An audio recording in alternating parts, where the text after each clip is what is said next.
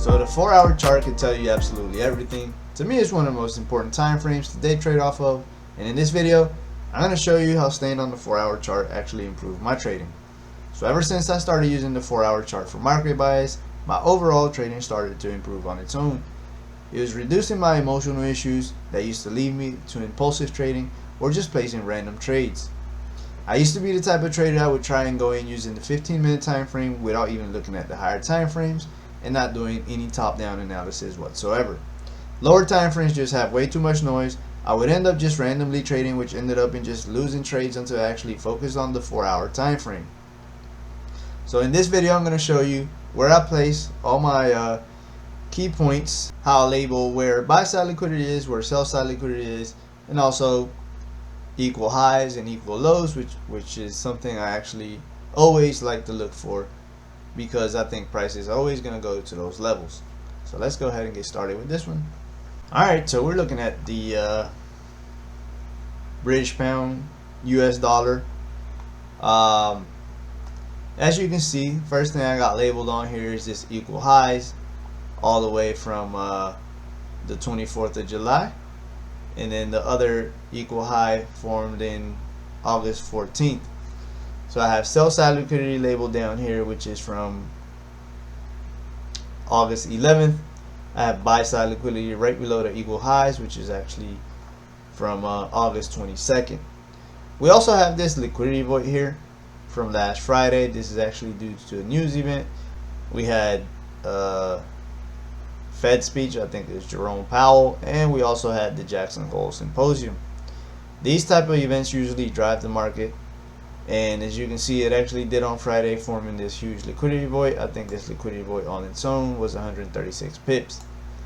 So ever since this happened, I knew I could have a possible direction of where market could actually go, because they sent it up, but they didn't send it up all the way. So they decided not to take the equal highs out on Friday. So what they did this week is pretty much just filled in the liquidity void, and then Wednesday the prices traded off and took off again. And this is actually the setup I did. Alright, so I'm just going to zoom in a little on this so we can get a clear view on it. And I'll start explaining a little bit of what actually led me to this trade. So we got this small sell side liquidity here. The price last week came down and swept out this liquidity here. It swept it out on the 22nd, which I believe was Friday, the same day of the news event. Price later trades up, only trading up to this little range here, but not taking out any liquidity, not taking out these equal highs we got up there. So I knew price had to come back, kind of just retrace a little, and now they're probably going to go for this equal highs. So my trade today was actually waiting on Monday and Tuesday to retrace into this level and then take off. So at this time, what I like to do with the 4-hour chart, I have my equal highs labeled, I have my liquidity labeled, but I also like to look for an actual PD array, which is an actual an ICT PD array, and we actually got one here. We got a bullish order block, and the most important thing about this is we got a lot of confluence on this. We got a bullish order block here. We also have a liquidity void, and we also have a liquidity sweep.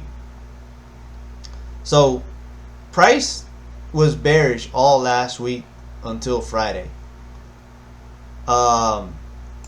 We come in here during Thursday, and then the liquidity sweep was actually done on Friday, and then price just traded up after that news event.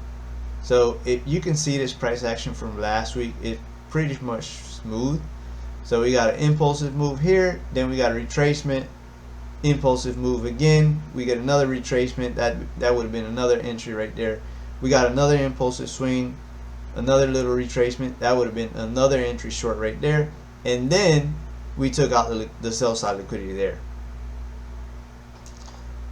This right here would become a bullish order block when this candle takes over.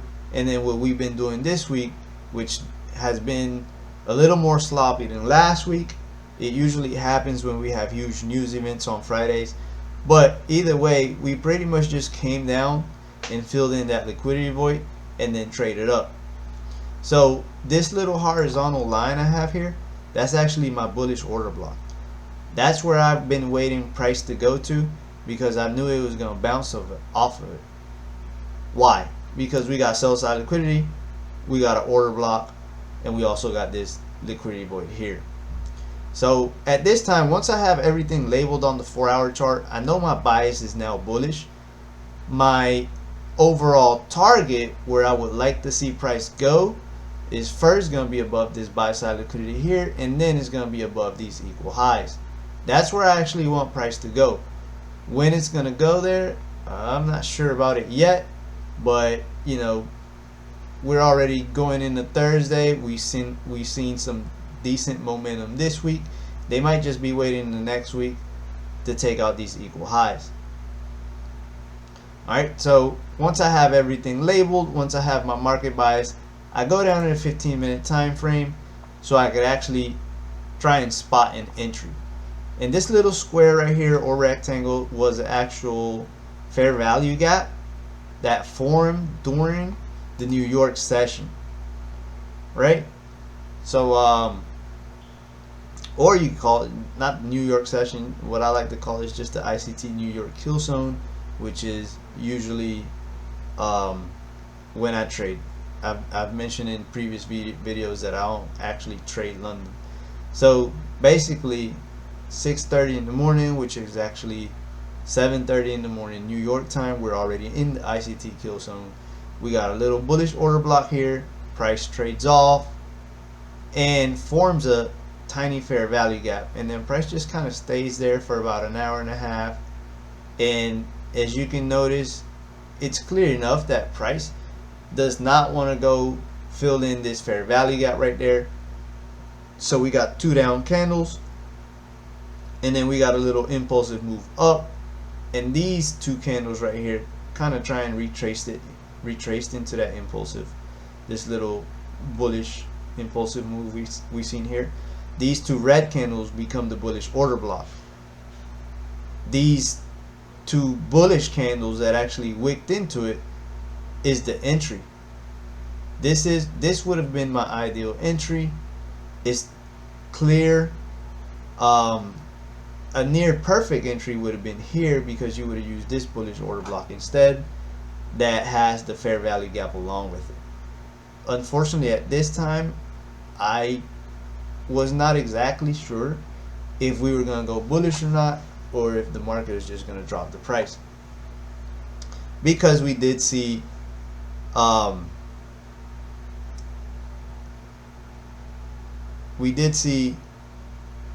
the open here at midnight, trades up pretty much into the Asian range, and then London just start trading down.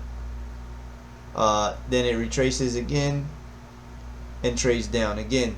But all it was doing was going into this 4-hour order block I have labeled here. So I used to be like, well, you know, maybe since London was bearish, the market will just continue to do that, because that's what happens when you start to see too much noise. When you jump down to the 15-minute time frame, you just see way too much noise. If you stick to the 4-hour time frame, you don't see that much noise.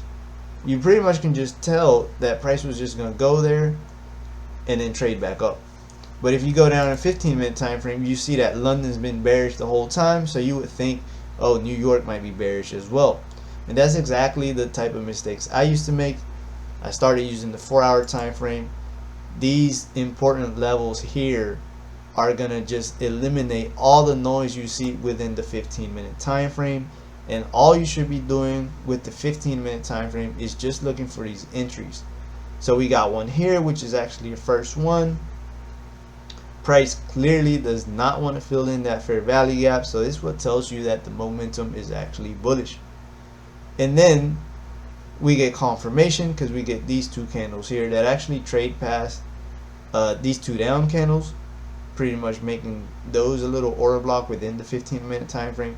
Then it just wicks into it and takes off.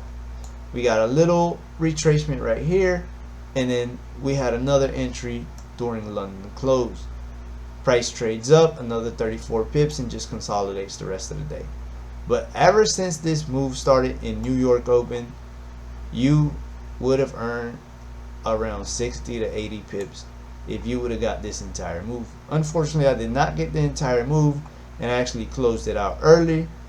But you know, I'll be quite honest with everyone here. I'm still learning. I'm still trying to get rid of all the previous mistakes I used to make. Start journaling, because that's another thing that helped me out. Ever since I started journaling, I noticed that everything I would journal was the same thing as previous losses. For example, I would journal that I ignored the 4-hour time frame and just stuck to the 15-minute time frame. So just journal the most you can. I journal absolutely everything. I started doing it not too long ago, and you know, staying on the 4-hour time frame, journaling everything. I've noticed that during my journal entries, or when I read back to my journal entries, oftentimes my losing trades are often because I would ignore the 4-hour time frame. So I'm trying my hardest not to ignore the 4-hour time frame.